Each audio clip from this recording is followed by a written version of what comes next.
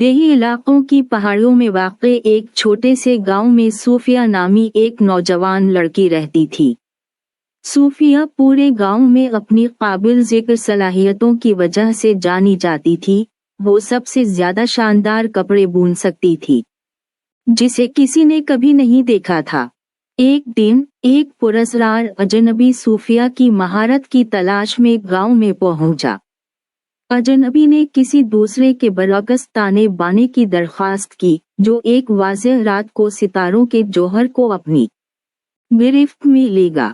صوفیہ نے دلچسپی لی اور چیلنج کو قبول کیا۔ اس نے نایاب دھاگوں کو جمع کرنے اور مختلف نمونوں کے ساتھ تجربہ کرنے میں لاتعداد گھنٹے گزارے۔ جیسے ہی اس نے بنایا، اس نے اپنے دل اور روح کو تانے بانے میں ڈال دیا، اوپر چمکتے ستاروں کا تصور کیا۔ جب تانے بانے مکمل ہو گئے تو صوفیہ نے اسے اجنبی کو پیش کیا۔ اجنبی بہت خوش تھا، یہ ظاہر کرتے ہوئے کہ تانے بانے کو ایک جادوئی چادر بنانے کے لیے استعمال کیا جائے گا جو پہننے والے کو ناقابل یقین حکمت عطا کرے گا۔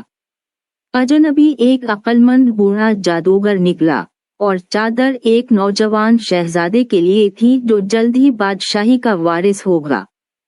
صوفیہ کا تانے بانے افسانوی بن گیا، اور اس کی بنائی کی مہارت دور دور کے لوگوں نے تلاش کی۔